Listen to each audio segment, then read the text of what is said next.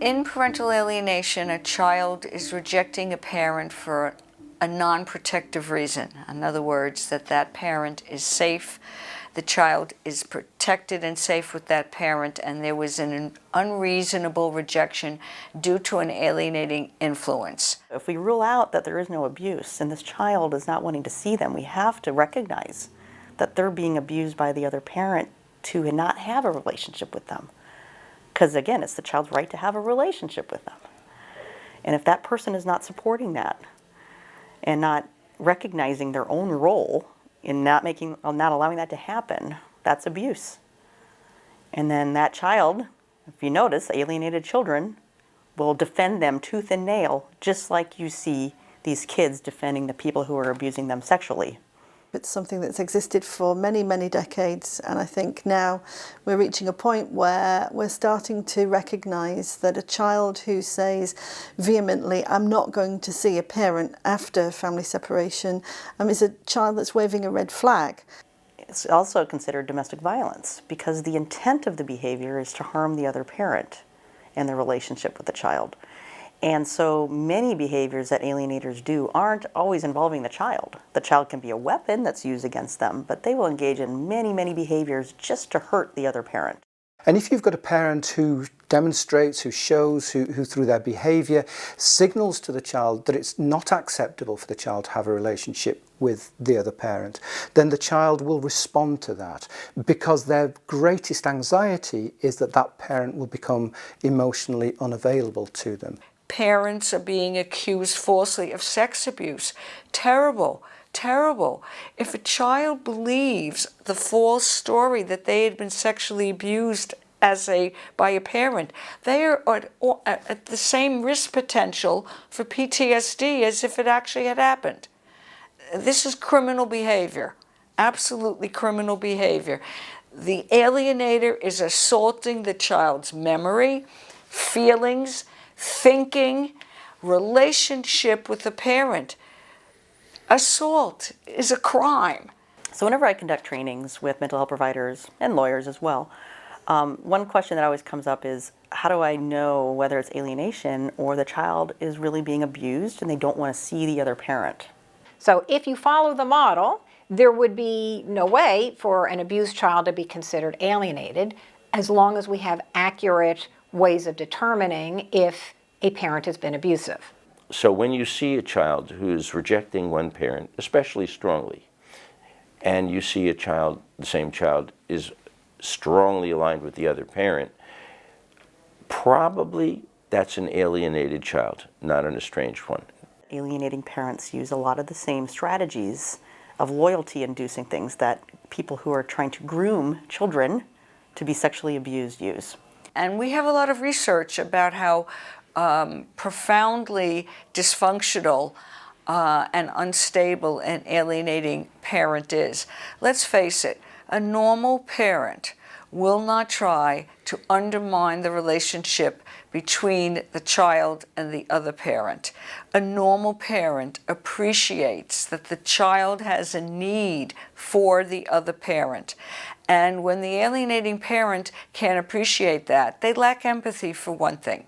The model says that 4 things need to be present in order to know that a rejecting child is alienated. All 4 have to be present. So we try to set the bar pretty high so that we are not placing or considering an abused child as an alienated child. For a child to reject a parent is not just about the dreadfulness of murdering a parent who is still alive and saying, I no longer want to have you in my consciousness. It's about the way that that child has murdered part of themselves and has then been forced to live with it. And it's only when that child comes into their young adulthood that perhaps the gravest consequences of what they've been forced to do really starts to come to light. Parents who alienate their children are not only engaging in psychological abuse, but also even physical abuse and social isolation and other types of things to harm that child and keep them away from the other parent. But it does a lot of significant damage to that child and to their relationships with others. This is evidence-based science. You don't just get to make it up. I think it's important, as an aside, to distinguish between science and a belief system, or science and ideology, or science and speculation. I'm a scientist and I don't work with possibilities, like what's probable. Because when you're making decisions about children, you need to go with what the evidence says. And the evidence says abused children don't often act that way. Why do we care if a rejecting child is alienated or estranged, right? Maybe it doesn't matter, but it does. And the reason it matters is because the treatment would be very different. There's a concept in statistics and probability that turns out to be extremely relevant to these clinical cases. And that concept is the concept of a base rate, which I'll define in a minute, and ignoring the base rate, which is called base rate neglect. And if you're looking for alienation and even other kinds of domestic violence, you have to look at patterns over time.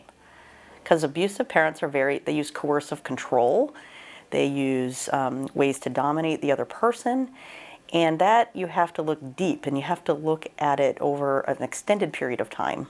If the professional doesn't have specialty level pattern recognition, or better yet, subspecialty level pattern recognition, you're liable to make a lot of mistakes and miss the important patterns. Well, actions speak louder than words. I say immediately, you have to be able to reason backwards. When the alienating parent shows genuine support for the relationship between the other parent and child, you know it in how the child behaves. They will accept the other parent like this, like a light switch. If you're using intuition, even when you shouldn't, then you tend to have great confidence in your incorrect conclusions. That's almost true by definition. It feels right. So no matter how wrong you are, if it was intuitive thinking, it feels right, and I'll repeat the catchy phrase, consequently, they tend to have great confidence in their incorrect conclusions, and that's a huge problem.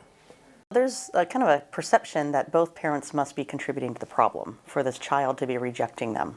You know, one parent must be doing something bad, and then the other parents, and they're both acting badly towards each other.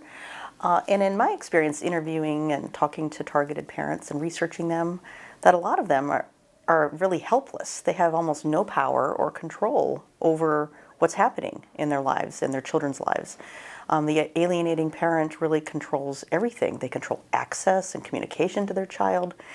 Anything that parent will say to the child is interpreted by that child as negative and hostile towards the other parent who they're trying to protect. So my experience was that it's impossible for this person to reciprocate when you actually see the dynamics in these families. What's going on here is the alienating parent tends to be a master manipulator, often an accomplished liar, brilliant at managing impressions, and so on, and is the aggressor who's winning. The other parent is a trauma victim.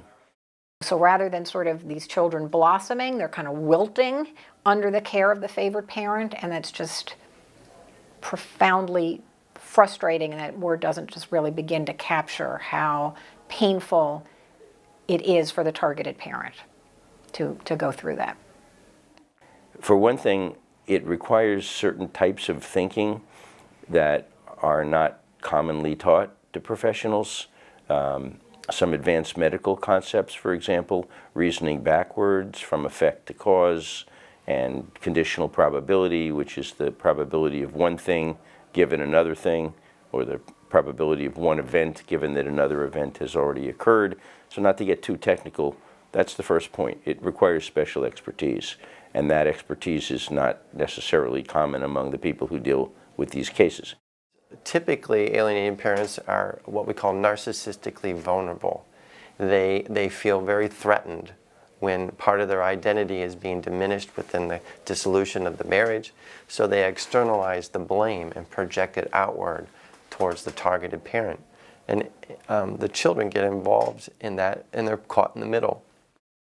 Usually, when you're dealing with alienation, it's one of three types, or a combination: borderline personality disorder, narcissistic personality disorder, or some type of a sociopathic personality disorder. And my most recent paper, we found that in the US, it's about 22 million adults are the victims of parental alienating behaviors. and they are not reciprocating the behaviors. So they are the primary targets of these behaviors. Is rejection of a parent serious for a child? It absolutely is. To reject a parent is a very unnatural thing for a child to do. We are born helpless into the world, and we attach to our primary caregivers as a way of avoiding being abandoned. And our biggest fear is that we will be abandoned. And unfortunately, what happens to children in these circumstances is that they are forced to reject a parent against their natural way of being in the world, and then they're forced to live with and suffer the consequences of that, which are very, very deep, and they're long lasting. And one of the problems about alienation is that we don't readily see the impact on the child in the here and now. What we see is the impact of the child much further down the line.